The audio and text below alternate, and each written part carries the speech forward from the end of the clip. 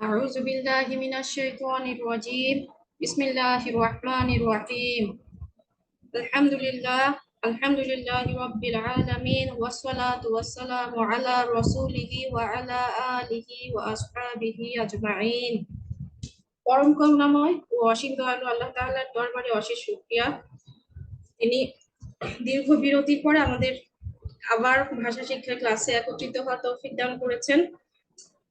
দুরূদ এবং সালাম পেশ করছি আমাদের প্রিয় নবী মানবতার মুক্তির দূত হযরত মুহাম্মদ সাল্লাল্লাহু আলাইহি ওয়াসাল্লামের প্রতি স্মরণ করছি আমাদের সেই সব মর্দে মুজাহিদ ভাই বোনদের যারা যুগে যুগে দুনিয়ার বুকে ইসলাম প্রতিষ্ঠার জন্য তাদের জীবন মাল অকাতরে বিলিয়ে দিয়েছেন এবং এই যুগেও যারা সংগ্রাম করে যাচ্ছেন। আল্লাহ পাক তাদের সবাইকে জান্নাতুল ফেরদাউসের সর্বোচ্চ সম্মানে অধিষ্ঠিত করুন। আর আল্লাহ তাআলা দরবারে এও প্রার্থনা করছি তার পবিত্র কালামের ভাষা শিক্ষার জন্য আমাদের এই ক্ষুদ্র প্রচেষ্টাটুকু আল্লাহ কবুল করুন। আমাদের ভুলভ্রান্তিগুলো এই কাজ করতে গিয়ে আমাদের যে ভুলভ্রান্তিগুলো হয়ে যাচ্ছে সেগুলো ক্ষমা করে দিন এবং আল কোরআনের শিক্ষার আলোকে আমাদের জীবন গঠনের তৌফিক দান করুন। আমিন।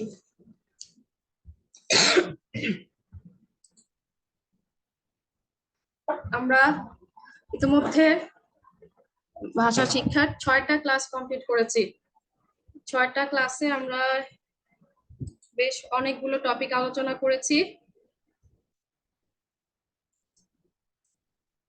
এই ক্লাসগুলো গত ক্লাসগুলো যাদের ভালোভাবে আয়ত্ত হয়েছে এখন পর্যন্ত তারা কিন্তু এতটুকু জ্ঞান দিয়ে আমরা কিন্তু এখন কোরআনের ছোটখাটো আয়াতের অংশ ব্যাকরণগত বিশ্লেষণ করার যোগ্যতা অর্জন করেছি আলহামদুলিল্লাহ। যেমন আমি একটু দেখাই, এই যে আলাম তারা সূরা ফিলের প্রথম আয়াতটার একটা অংশ, আলাম তারা।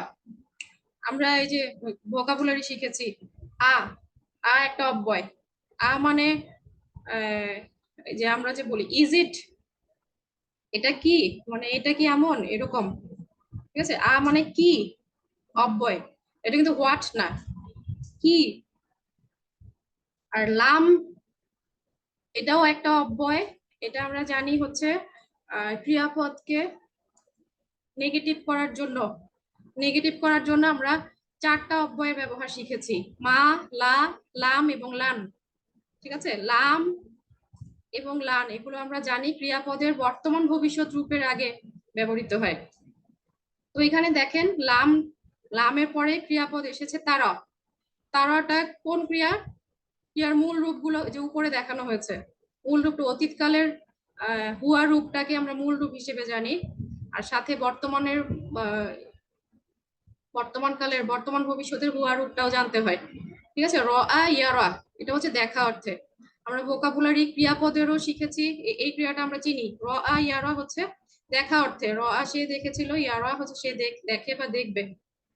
ঠিক আছে, এখন লাম হচ্ছে বর্তমান ভবিষ্যৎ রূপের আগে বসে। তো ইয়ারার আন্তা রূপ হলে তারা, ইয়ার জায়গায় তা বসবে, হ্যাঁ, এবং সাথে একটা খালি ইয়া, শেষে খালি ইয়া। তো লামের ব্যবহার আমরা জানি, লাম যখন ক্রিয়াপদের আগে বসবে সেই ক্রিয়াপদের কিছু পরিবর্তন ঘটাবে শেষ হরফে যদি বেশিরভাগ ক্রিয়ার ক্ষেত্রে পেশ থাকে, পেশটা উঠে গিয়ে সাকিন হয়। এক্ষেত্রে হচ্ছে শেষ হরফে খালি ইয়া আছে, শেষ হরফটা হচ্ছে একটা খালি ইয়া, লাম বসার কারণে ইয়াটা উঠে গেল। আপনারা দেখবেন কোরআন খুলে আলাম তারা, ঠিক আছে, তার মানে কি, তারা মানে হচ্ছে তুমি দেখো বা দেখবে। আর লাম যখন বর্তমান ভবিষ্যৎ রূপের আগে বসলেও লাম বসার কারণে আমরা জানি যে নেগেটিভ তো হয়ই, অতীতকালের অর্থ নেয়। ঠিক আছে, তাহলে এটার অর্থ দাঁড়াচ্ছে তুমি কি দেখোনি, তুমি কি দেখোনি। ঠিক আছে, এভাবে আমরা বিশ্লেষণ করব। তারপর দেখেন আরেকটা সূরা মাউন, আর আইতাল্লাযী ইউকাযযিবু বিদ্দীন, এটার এই যে প্রথম অংশটা আমরা নিলাম, আর আইতা, আ মানে একই, এই যে কি, কি অব্যয়। র আইতা হচ্ছে র আ, এটা তো অতীতকালের হুয়া রূপ, এটার আন্তা রূপ হচ্ছে র আইতা। হ্যাঁ, র আইতা হচ্ছে তুমি দেখেছো, আর সামনে আ অব্যয় দিয়ে অর্থটা দাঁড়াচ্ছে তুমি কি দেখেছো। এইভাবে আমরা বিশ্লেষণ করব। আর আমরা ইতিমধ্যে ইয়ে দেখিয়েছিলাম গত ক্লাসে একটা বই, সরি কোরআনের একটা অ্যাপ, অ্যান্ড্রয়েড অ্যাপ। আমরা যদি আরেকটু, সরি,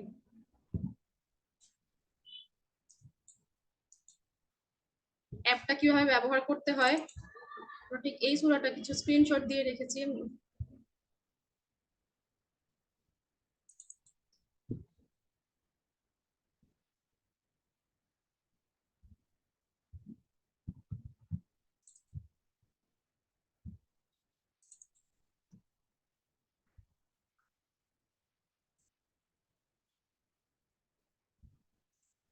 গ্রামাটিক্যাল রুল গুলো মনে রাখার বা পড়ার পাশাপাশি এগুলো শুধু পড়ে কিন্তু পড়াটা ইফেক্টিভ হবে না। সাথে সাথে আমরা কোরআন তিলাওয়াতের সময় অবশ্যই যতটুকুই আমাদের জ্ঞান হয়েছে এখন পর্যন্ত সেটা অ্যাপ্লাই করার চেষ্টা করব। অতটুকু জ্ঞান দিয়ে আমরা একটু একটু নিজেদের মুখস্থ আছে যে সূরাগুলো, ছোটখাটো সূরা কিন্তু কয়েকটা আমাদের মুখস্থ থাকে সবারই, হ্যাঁ, নামাজে আমরা যেগুলো পড়ি সেগুলোই অন্তত এই যে এই অ্যাপটা খুবই ইফেক্টিভ গ্রামার শেখার জন্য আর কি। যেমন যে এরকম সূরার লিস্ট পাওয়া যায়, আমি একটা সেটিংটা তো আমরা বাংলায় করে রেখেছি অলরেডি। এই যে যেমন আমরা এক্ষেত্রে আমরা সূরা ফাতিহার একটা দেখেছি, যেমন সূরা ফিলটাই যদি আমরা বের করি, তো এখন দেখাতে পারছি না, স্ক্রিনশট নেওয়া, হ্যাঁ, সূরা ফাতিহার যেমন ইহদিনা, ঠিক আছে, এই শব্দটাতে টাচ করার পরে এই যে এটার এসেছে বিস্তারিত, হ্যাঁ, যেমন ইহদি কিন্তু একটা ক্রিয়া, ক্রিয়ার আদেশবাচক রূপ। এই যে দেখেন ক্রিয়ার বিস্তারিত জানুন, এটাতে টাচ করলে এই যে এই রূপগুলো আসে, অতীতকালের রূপটা চলে আসলো হাদা, আর বর্তমান ভবিষ্যতের কালের মূল রূপটা আর কি হুয়া রূপটা আসে ইয়াহদি।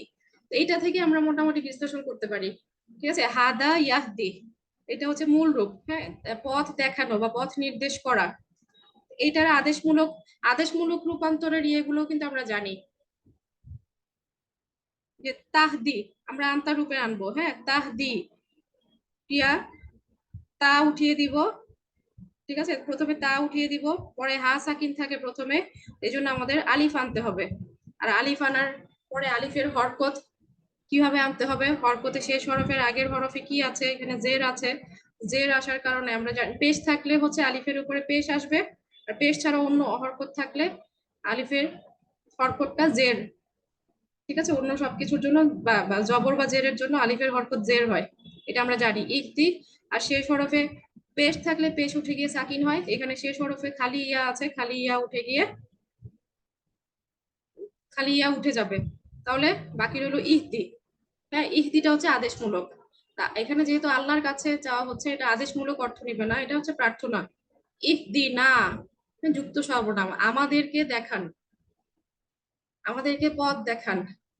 এইভাবে আমরা বিশ্লেষণ করব। আমরা এটা দিয়ে দেখালাম। এখন আপনারা যদি যেহেতু আমরা আজকে ওই যে আলাম তারা যেই অংশগুলো দেখাচ্ছি, এই অ্যাপটা ডাউনলোড করে ওই সূরাতে গিয়ে এখানে টাচ করে দেখবেন যে ক্রিয়াপদের রূপগুলা বা যেই শব্দে টাচ করেন ওই শব্দের বিশ্লেষণ আসবে। যেমন এটার সাথে ব্যক্তিবাচক সর্বনাম, ক্রিয়াপদের সাথেই নাটা হচ্ছে ব্যক্তিবাচক সর্বনাম, যুক্ত সর্বনাম, ক্রিয়াপদের সাথে আছে যেহেতু এটা যুক্ত সর্বনাম, নাটা আমরা চিনি।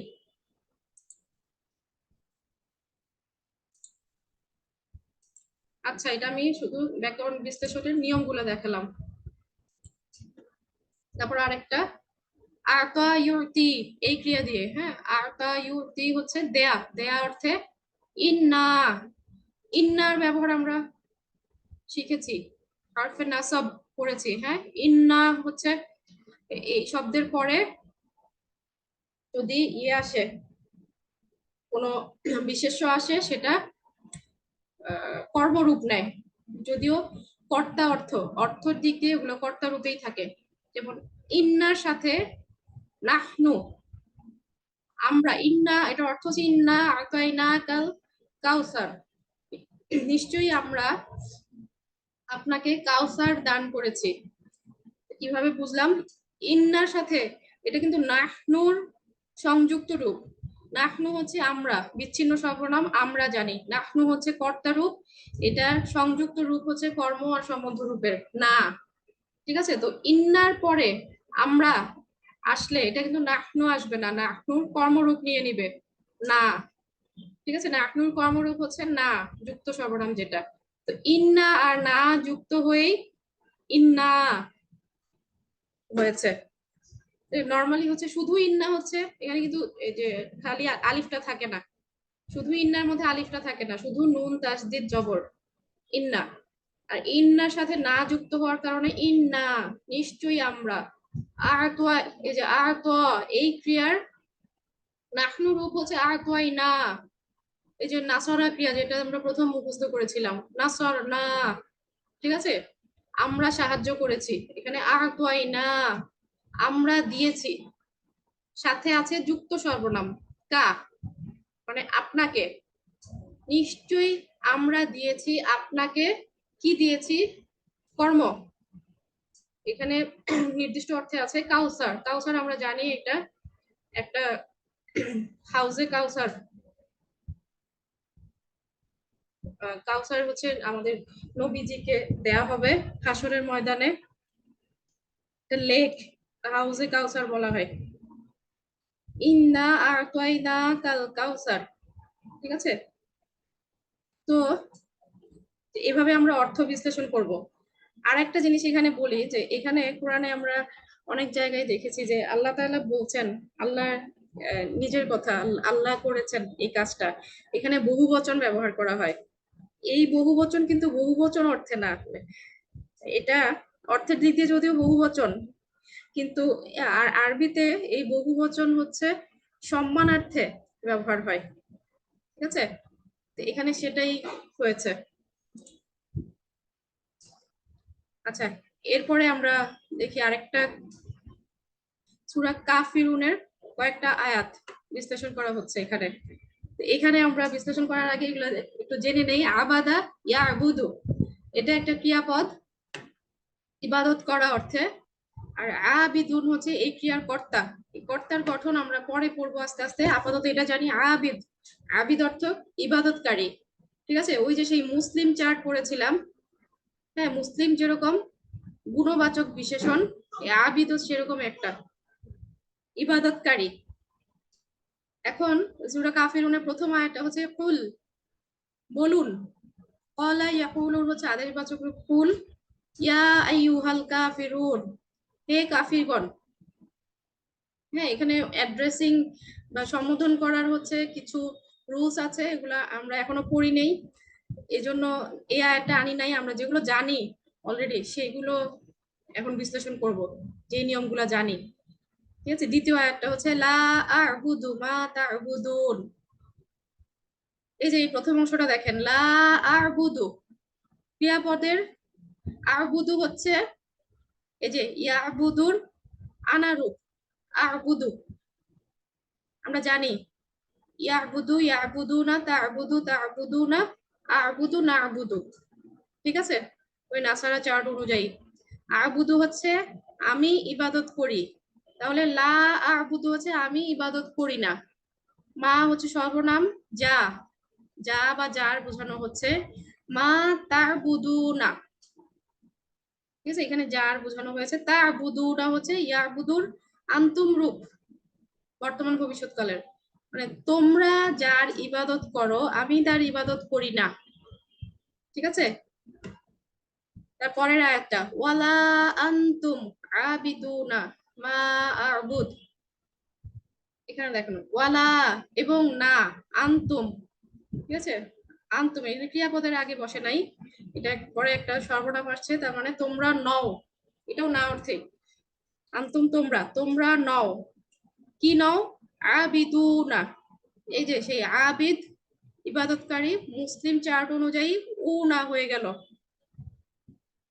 ঠিক আছে, মুসলিম বহু বচন আমরা জানি মুসলিমুনা কর্তা রূপ, এখানে সেম আবিদুনা, তোমরা ইবাদতকারী নও কার, মা আবুদ মানে আমি যার ইবাদত করি, আবুদু দেখেছি আমরা, আমি ইবাদত করি, মা আবুদু আমি যার ইবাদত করি, তোমরা তার ইবাদতকারী নও, ওয়ালা আনা, পরের আয়াত ওয়ালা আনা, এবং ওয়া হচ্ছে এবং, এবং আমি নই, আবিদুন এখানে আবার একবচন রূপ চলে আসলো, দেখেন আন্তুমের পরে বহু বচন আসলো, আবিদুনা যেহেতু আন্তুম বহু বচন তোমরা, আর আনা হচ্ছে আমি, এখানে এক বচনে আবিদ কিন্তু এক বচনে আছে, ওয়ালা আনা আবিদুন আমি ইবাদতকারী নই, মা আবাত্তুম, আবাত্তুম হচ্ছে এই যে আবাদা,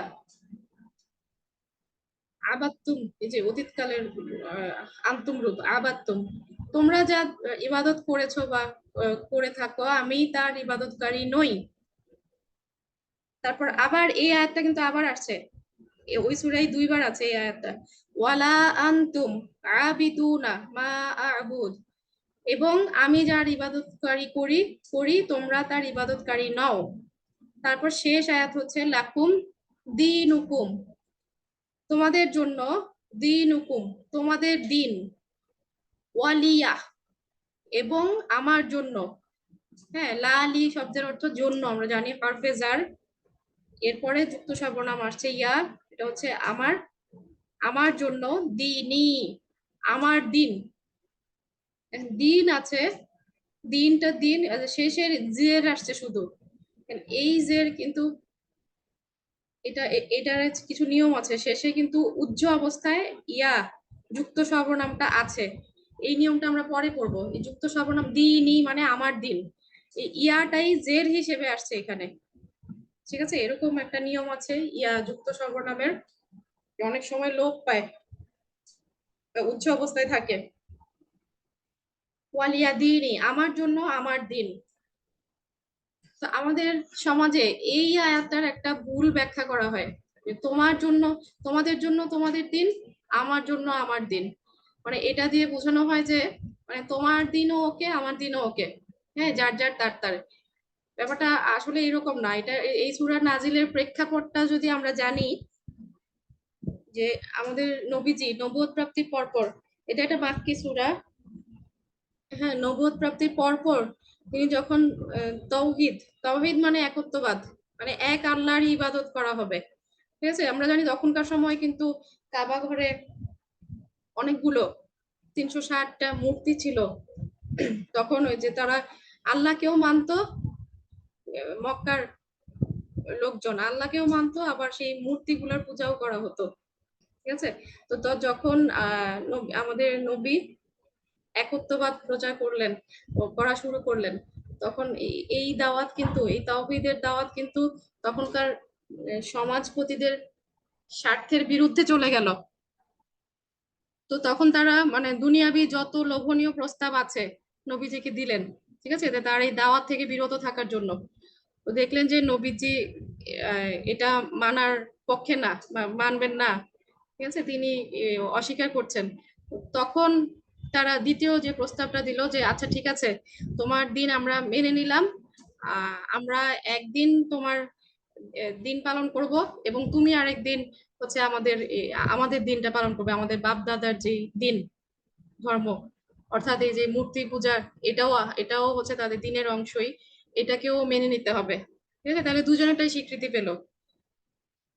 এই প্রস্তাবের জবাবে এই আয়াতগুলো কিন্তু নাজিল হয়েছে, হ্যাঁ এগুলো কিন্তু আল্লাহর তরফ থেকে আসা কথা, দেখেন এত জোরালো ভাবে কতবার করে মানে যে তো তাদের সাথে, এই যে মক্কার মুশরিকদের সাথে নবীজি সম্পর্কহীনতার কথা কতবার করে বলা হয়েছে, যে আমি ইবাদত করি না, তোমরা যার ইবাদত করো, তোমরাও আমি যার ইবাদত করি তার ইবাদতকারী নাও, তারপর আবার বললে যে আমি তার ইবাদতকারী নই, যার ইবাদত তোমরা করো, আবার বলেছেন তোমরা ইবাদতকারী নাও যার ইবাদত আমি করি, তারপর সবার শেষে বলেছেন তোমাদেরটা তোমার আমাদেরটা আমার, এর মানে কিন্তু যে উনি ওনাদের দিনকে স্বীকৃতি দিয়েছেন তা না, আমরা যদি অর্থটা জানি, হ্যাঁ, ব্যাকরণ যদি জানি, বিশ্লেষণ করি, সহজেই বোঝা যায়।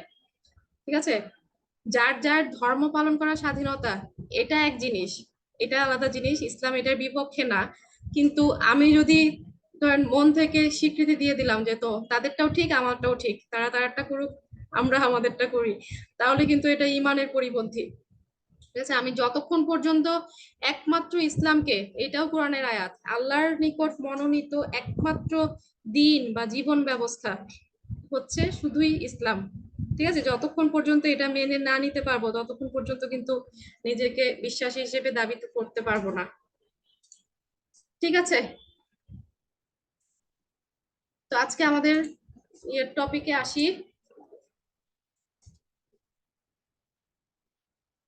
আমরা ওই যে বচন পড়েছি গত ক্লাসে তিনটা, যে অটুট বহু বচন গুলা পড়েছি। ঠিক আছে, অটুট বহু বচন নিয়ম গুলা যেগুলা পুরুষবাচক ছিল, তারপরে নারী বাচক যেগুলা, মহিলা বিশেষ্যগুলা ছিল বহুবচন। তারপর হচ্ছে বস্তুবাচক অটুট বহুবচন, বস্তুবাচক যেগুলো অটুট বহুবচন সেগুলোও ছিল। অটুট মানে ছিল কি, মূল শব্দের গঠনে পরিবর্তন হবে না, শেষে কিছু শব্দাংশ, উ না, ই না, আ, তু, আ, তিন, এসব শব্দাংশ যোগ করে বহুবচন করা হয়েছে। আজকে আমরা পড়ছি ভগ্ন বহুবচন। ভগ্ন মানে হচ্ছে মূল শব্দের গঠনে পরিবর্তন করে বহুবচন করা হয়। মানে মূল শব্দের যে বানান তার মধ্যেই হরফের, কিছু হরফের এদিক সেদিক, হরফের পরিবর্তন, হরফ যোগ করা অথবা হরফ বাদ হয়ে যায়, অথবা কিছু হরকতের পরিবর্তন করে শব্দগুলোর বানানটা পরিবর্তন করা হয়, এইভাবে বহুবচন করা হয়। তো এই ভগ্ন বহুবচন, যেখানেই ভগ্ন বহুবচন, সেটা ব্যক্তিবাচক হোক, বস্তুবাচক হোক। ব্যক্তিবাচকের ক্ষেত্রে অথবা অবশ্য দুইটা অপশন, ব্যক্তিবাচক ভগ্ন যেগুলা দুইটা অপশন, এখানে এক বচন স্ত্রীবাচক হতে পারে, অথবা এদের প্রকৃত অর্থ, যে অর্থগত দিক দিয়ে যদি এটা পুরুষবাচক বহুবচন হয় সে প্রকৃত অর্থও নিতে পারে। ঠিক আছে, অথবা ব্যাকরণগত ভাবে এক বচন স্ত্রীবাচকও হতে পারে। আর এরপরে আসবে হচ্ছে বস্তুবাচক ভগ্ন বহুবচন। বস্তুবাচক ভগ্ন বহুবচনের সাথে এটাই পার্থক্য, বস্তুবাচকটা শুধুই এক বচন স্ত্রীবাচক। ঠিক আছে, একটা অপশন এক বচন এবং স্ত্রীবাচক, মানে বচন হিসেবে হচ্ছে সিঙ্গুলার, আর জেন্ডার হিসেবে বা লিঙ্গ হিসেবে হচ্ছে স্ত্রীবাচক। আর ব্যক্তিবাচক গুলো দুইটা অপশন, প্রকৃত অর্থ অথবা এক বচন স্ত্রীবাচক। ঠিক আছে, উদাহরণ দিয়ে ক্লিয়ার করি। আচ্ছা, কিছু শব্দগুলা, কয়েকটা শব্দের এখানে উদাহরণ দেওয়া হয়েছে, যেমন রসুলুন, হ্যাঁ একজন রসুল, আর রুসুলুন এরকম কিন্তু পাবো, রসুলগণ। দেখেন এখানে ওয়াওটা উঠে গেল, রসুলের ওয়াও উঠে গেল, হরকত চেঞ্জ হয়ে গেল, রুসুলুন। রজুলুন হচ্ছে একজন লোক, রিজালুন লোকেরা, ওয়ানিয়ুন একজন ধনী ব্যক্তি, আগ্নিয়া ধনী ব্যক্তিগণ, করিবুন একজন আত্মীয়, আকরিবা আত্মীয়রা, কাতিব একজন লেখক, কুত্তাবুন লেখকগণ, নাবিয়ুন আম্বিয়া, নাফসুন আনফুসুন। এই অর্থগুলো এখানে ভোকাবুলারি অনেকগুলো শিখা হয়ে যাচ্ছে। হ্যাঁ, ফাতহিয়ান একজন যুবক, ফিতহিয়াতুন যুবকগণ, হাকিমুন একজন জ্ঞানী ব্যক্তি, হুকামাউন জ্ঞানী ব্যক্তিগণ। তারপরে আলিম আরেকটা এখানে আসে নাই, আলিম হচ্ছে জ্ঞানী ব্যক্তি, ওটাও জ্ঞানী ব্যক্তি। আর উলামা আলিমগণ জ্ঞানী ব্যক্তিগণ, উন একজন পাঠক, উন পাঠকগণ। ঠিক আছে, এভাবে এগুলো হচ্ছে ভগ্ন বহুবচন। এবার একটা উদাহরণ দিই, তিলকার রুসুলু ফাদ্দালনা বা'দাহুম আলা বা'দ। তিলকার রুসুলু, দেখেন রুসুল শব্দের অর্থ আমরা জানি রসুলগণ, রসুলগণ সবাই পুরুষ ছিলেন, তো সেই হিসেবে অর্থগত দিক দিয়ে কিন্তু এটা পুরুষবাচক এবং বহুবচন। ঠিক আছে, অর্থগত এবং গঠনগত দিক দিয়ে। কিন্তু দেখেন তিলকা, তিলকা শব্দটা হচ্ছে জালিকার স্ত্রীবাচক এবং এক এটা এক বচন রূপ। তিলকা হচ্ছে এই রসুলগণের প্রতি, ওই এই রসুলগণ, এই নবীগণ বা এই রসুলগণ। হ্যাঁ, এটার সর্বনাম রসুলের, রসুলের রসুলের পরিবর্তে যে সর্বনামটা আসলো সেটা হয়ে গেল স্ত্রীবাচক এবং এক বচন, যেটার অর্থ ওইটি। ফাদ্দালনা আমরা অনুগ্রহ করেছি বা'দাহুম তাদের কাউকে, মানে এই রাসূলগণের কাউকে আমরা অনুগ্রহ করেছি আলা বা'দিন অন্য কারো উপর। তার মানে তাদের মধ্যে কাউকে আমরা অন্যদের উপর শ্রেষ্ঠত্ব প্রদান করেছি। শ্রেষ্ঠত্ব বা অনুগ্রহ, নেয়ামত, মানে অতিরিক্ত প্রাধান্য দান করেছি কাউকে, কাউকে অন্য কারো উপর অধিক শ্রেষ্ঠত্ব প্রদান করেছে, এটা বোঝানো হয়েছে। এখানে দেখেন রসুলুন যেহেতু এই যে ব্যক্তিবাচক ভগ্ন বহুবচন, এটা আমরা জানি যে ব্যাকরণগত ভাবে দুইটা অপশন, এক বচন স্ত্রীবাচক হতে পারে অথবা তাদের শাব্দিক অর্থ যেটা সেই অর্থও নিতে পারে, অর্থাৎ পুরুষবাচক বহুবচনও নিতে পারে। ঠিক আছে, তো এখানে দুটো সর্বনাম আসছে এর পরিবর্তে। প্রথমে তিলকা, তিলকাটা হচ্ছে এক বচন স্ত্রীবাচক, এই নবীগণ আমরা অনুগ্রহ করেছি তাদের কাউকে। এখানে আবার হুম বা হুম, হুমটা যুক্ত সর্বনাম, এটা কিন্তু রসুলুনের পরিবর্তেই আসছে। এটা কিন্তু আবার পুরুষবাচক বহুবচন অর্থই নিয়েছে। ঠিক আছে, এই সর্বনামটা আমরা জানি পুরুষবাচক বহুবচনের। তার মানে এই রসুলুনটা ব্যাকরণগত ভাবে দুই ভাবেই ব্যবহৃত হচ্ছে, এই কথাগুলো এখানে বলা হয়েছে। এবার আসি বস্তুবাচক ভগ্ন বহুবচন। হ্যাঁ, বস্তুবাচক শব্দের ক্ষেত্রেও মূল শব্দের গঠনে পরিবর্তন করে বহুবচন করা যায়। ব্যাকরণগত ভাবে এই শব্দগুলো সর্বদাই এক বচন এবং স্ত্রীবাচক।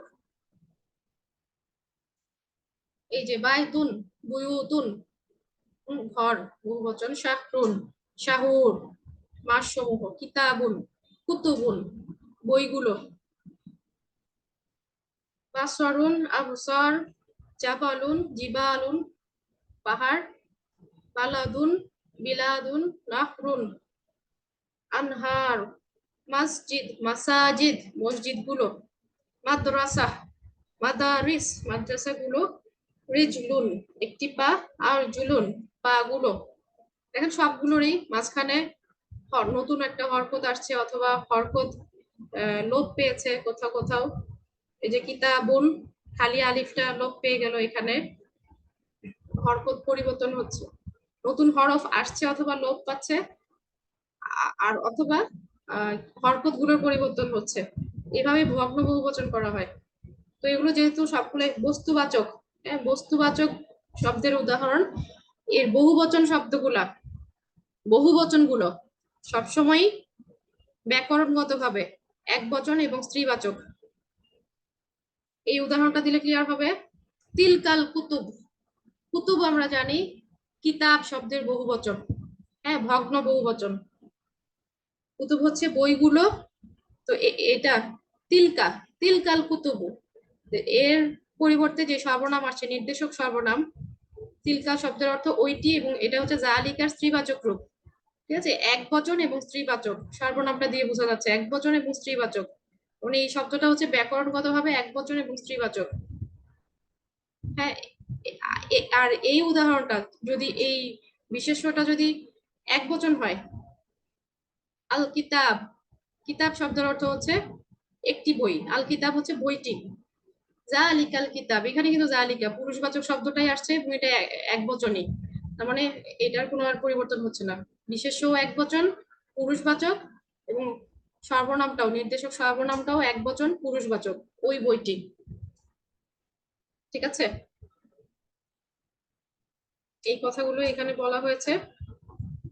তাহলে এখন পর্যন্ত আমরা বহুবচন করার এক বচন, আগের ক্লাসে এক বচন দ্বিবচনের নিয়ম পড়েছিলাম, যে আনি আইনি এই শব্দাংশগুলো দিয়ে দ্বিবচন করা হয়।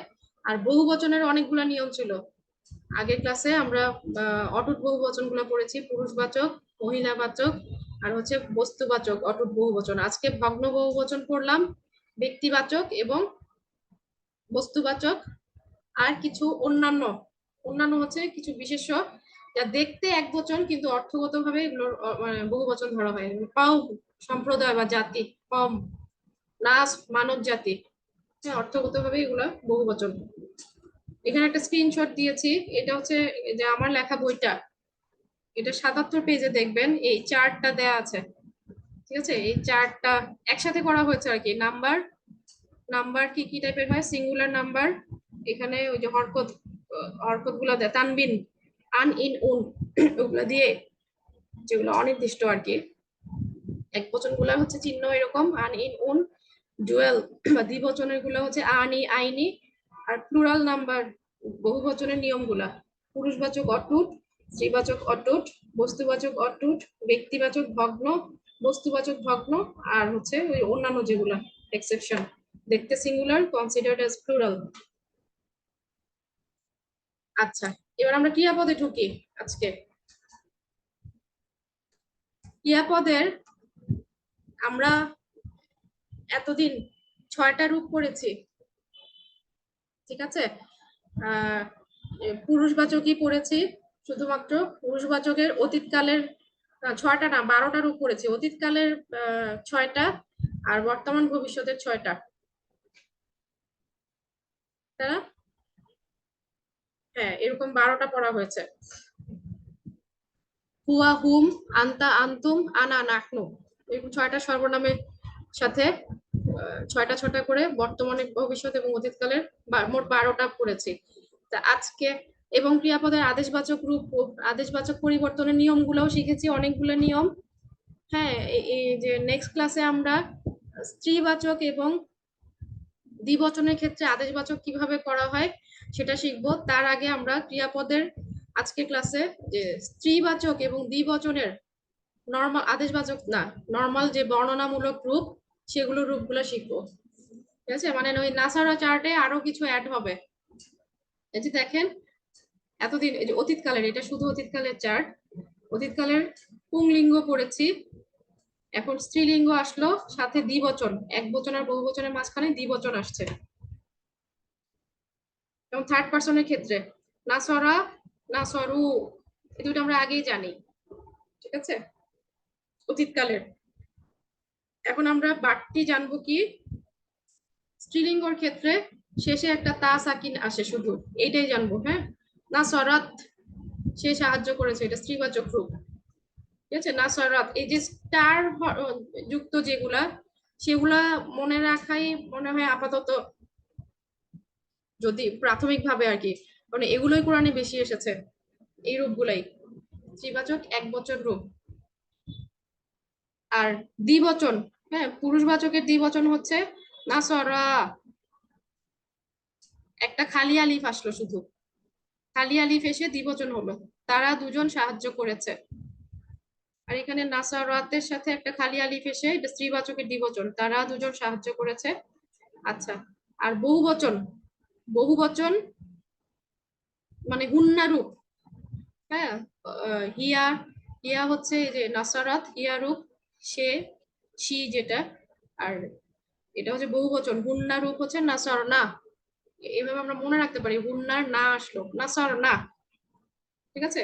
দেখেন আগেরটা তো আমরা জানি, নাসারু, নাসার না। এবার আসি সেকেন্ড পার্সনে, নাসারতা, নাসারতুম, এগুলো আমরা জানি। আর এটা হচ্ছে আন্তিরূপ, এটা হচ্ছে আন্তারূপ নাসারতা, আর আন্তিরূপ হচ্ছে নাসারতি। মাঝখানে দ্বিবচন আন্তুমা রূপ হচ্ছে নাসারতুমা। এগুলো একটু একটু কিছু কিছু হচ্ছে ওই সর্বনামের সাথে মিল আছে কোনোটা কোনোটার, এগুলো মনে রাখার জন্য আমরা ইয়ে করতে পারি। আর আন্তুন্না রূপ হচ্ছে নাসার তুন্না, নাসার তুম হচ্ছে আন্তুম রূপ, নাসার তুন্না, তোমরা সাহায্য করেছো। আর এক বচনের ক্ষেত্রে সুবিধা আছে, এগুলা পুরুষ এবং স্ত্রীবাচক সেম, সর্বনাম গুলো যেমন সেম, পুরুষ এবং স্ত্রীবাচক সেম, আবার দ্বিবচন বহুবচনও সেম, সর্বনামের ক্ষেত্রেও সেম ছিল। হ্যাঁ, ফার্স্ট পার্সনের ক্ষেত্রে নাসার তু, নাসার না, দ্বিবচন বহুবচনও সেম, আমরা দুজন সাহায্য করেছি অথবা আমরা সবাই সাহায্য করেছি, সব অর্থেই। তাহলে এখানে আমরা মনে রাখবো এটাই, যে নাসারা শেষে একটা তা সাকিন যোগ করলে অতীতকালের স্ত্রীবাচক রূপ হয় নাসার, নাসারাত, ঠিক আছে। আর নাসার না, না দিয়ে দিলে হচ্ছে হুন্না রূপ। এটা এটা মনে রাখতে হবে যে আমরা রূপ ছিল যেটা পুরুষবাচকের, আমরা নাহনু রূপ যেটা আমরা পড়েছি নাসার না, এটা নুনের সাথে একটা খালি আলিফ ছিল, এখানে কিন্তু খালি আলিফটা নাই, খালি আলিফ নাই, এটা আমরা খেয়াল করি ভালো করে। এগুলো আসলে প্রথম প্রথম জটিল লাগবে, এগুলো পড়তে পড়তে পড়তে পড়তে ভালোভাবে আয়ত্ত হবে, এবং সাথে যে কোরআন তিলাওয়াতের সময় ওগুলো খেয়াল করব, যেখানে যে যে সূরায় স্ত্রীবাচক এগুলো ব্যবহার হয়েছে, যেমন সূরা বাকারায়, হ্যাঁ, বিয়ে সংক্রান্ত, তালাক সংক্রান্ত যে আয়াতগুলো, এখানে স্ত্রীবাচক ইয়ের কতগুলো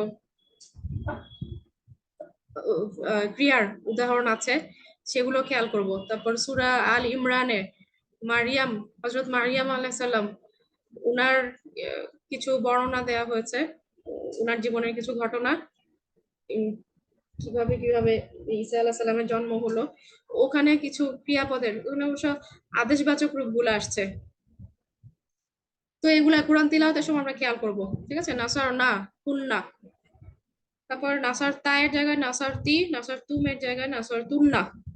আর তুমা হচ্ছে দ্বিবচন রূপ, কঠিন কিছু না। বর্তমান ভবিষ্যৎ, ঠিক আছে? এতক্ষণ অতীতকাল রূপ করলাম, এখন হচ্ছে বর্তমান ভবিষ্যৎ রূপ।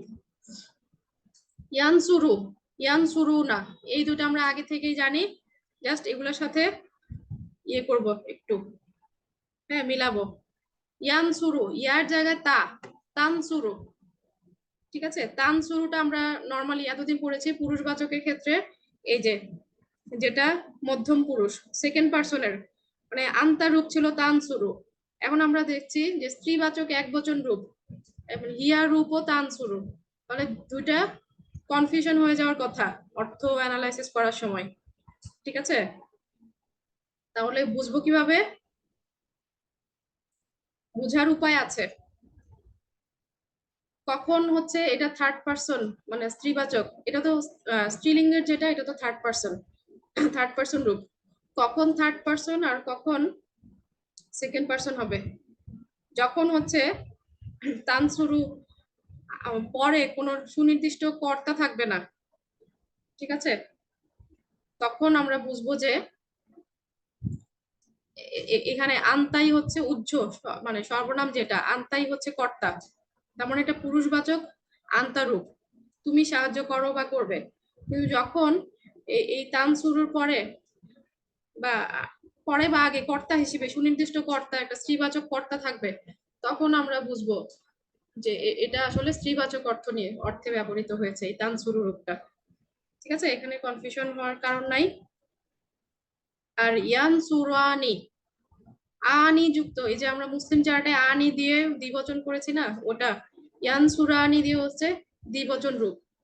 একইভাবে তান সুরানি হচ্ছে ত্রিবাচকের দ্বিবচন রূপ, আনি দিয়ে।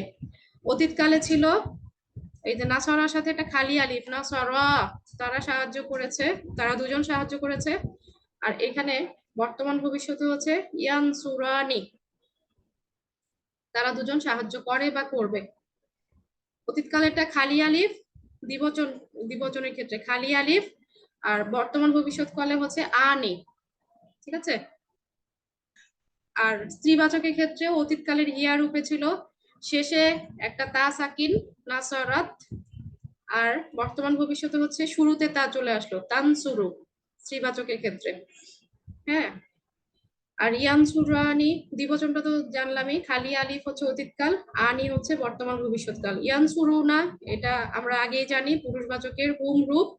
আর ইয়ানসুরনা, হ্যাঁ, অতীতকালেরটা দেখি,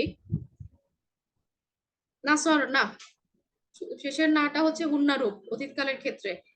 আর স্ত্রীলিঙ্গের ক্ষেত্রে বর্তমান ভবিষ্যতেও এরকম ইয়ানসুরনা, হ্যাঁ, এখানে মাঝখানে ওয়াওটা নাই, ইয়ানসুরনা, ইয়া তো আছেই, পুরুষবাচকের যে ইয়া, এখানে ইয়া তো আছেই, শেষে একটা না, উন্নার না চলে আসলো, ওয়াওটা নাই। পুরুষবাচকে যেমন ইয়ান সুরু না, এখানে হচ্ছে ইয়ান সুর না, রয়ের উপর সাকিন, ইয়ান সুর না, তারা সাহায্য করে বা করবে। তানসুরু, তানসুরি না, এটা হচ্ছে স্ত্রীবাচক আন্তারূপ, তানসুরি না। আর তানসুরানি, তানসুরানি, এটা আনি শব্দাংশ দিয়েই দুইটা সেম। তানসুরু না, তানসুর না, এখানে ইয়ানসুর না, এটা তানসুর না, ঠিক আছে? তাহলে মনে রাখতে হবে কি, যে স্টার গুলা যেগুলো দিয়েছে এগুলাই বেশি এসেছে কোরআনে। আনি দিয়ে হচ্ছে বর্তমান ভবিষ্যতের দ্বিবচন রূপ, আর শুরুতে তা দিয়ে, হ্যাঁ, যে অতীতকালের ইয়া রূপ, সরি, বর্তমান ভবিষ্যতের ইয়া রূপ, ইয়ানসুরুর জায়গায় তানসুরু। ইয়ানসুর না, ইয়ানসুরুনার জায়গায় ইয়ানসুর না, কুন্নার না শুধু, ওয়াও নাই, এটা হচ্ছে কুন্না রূপ। তানসুরু, তানসুরিনা, তানসুরিনা এই রূপটা বেশি একটা আসে নাই। আপাতত আমরা এই যে স্টার দিয়ে যেগুলা সেগুলাই মনে রাখি। আর ফার্স্ট পার্সনের ক্ষেত্রে নতুন কোনো ভেজাল নাই, আনসুরু, নানসুরু এগুলাই সবগুলোর ক্ষেত্রে। দ্বিবচন এবং স্ত্রীলিঙ্গ সেম। এরপর আসি ভোকাবুলারি। হ্যাঁ, এখানে বিশেষ্য পদ 20টা এবং ক্রিয়া দেখানো হয়েছে আরো 10টা। ওই যে সেই ওয়ার্ডস এর বইটা এটা শেয়ার করেছি, জুবাইর আল মাহমুদ লিখিত আল কোরআনের শব্দাবলী। এখন আমরা নতুন যে ভোকাবুলারি শিখছি, আমরা কিন্তু অলরেডি ক্রিয়াপদের জানি, যেগুলো নতুন রূপ শিখলাম, আগের 6টা রূপ, 12টা রূপ, তারপর স্ত্রীবাচক, দ্বিবচন যে রূপগুলা শিখলাম সেগুলো অ্যাপ্লাই করব, হ্যাঁ, নতুন ক্রিয়াপদগুলোর সাথে। তারপর আমরা নেগেটিভ ক্রিয়াপদের নেগেটিভ করা হয় 4টা অব্যয় দিয়ে, যে নিয়মগুলো আমরা শিখেছি সেই নিয়মগুলো দিয়ে প্র্যাকটিস করব। এবং আদেশবাচকের যতগুলো নিয়ম শিখেছি 7টা ক্ষেত্র, কোনটার ক্ষেত্রে কোনটা প্রযোজ্য হবে সেটা দেখে দেখে আদেশবাচক রূপান্তর শিখবো। যদিও ওই বইটাতে, ওই ভোকাবুলারির ওই বইটাতে, জুবাইর আল মাহমুদ ভাইয়ের বইটাতে হচ্ছে আদেশবাচক রূপ দেয়া আছে, তারপরেও আমরা নিজেরা মাথা খাটিয়ে এগুলা শেখার চেষ্টা করব ইনশাআল্লাহ। তাহলে আজকের জন্য এতটুকুই, আগামী ক্লাসে আবার দেখা হবে ইনশাআল্লাহ।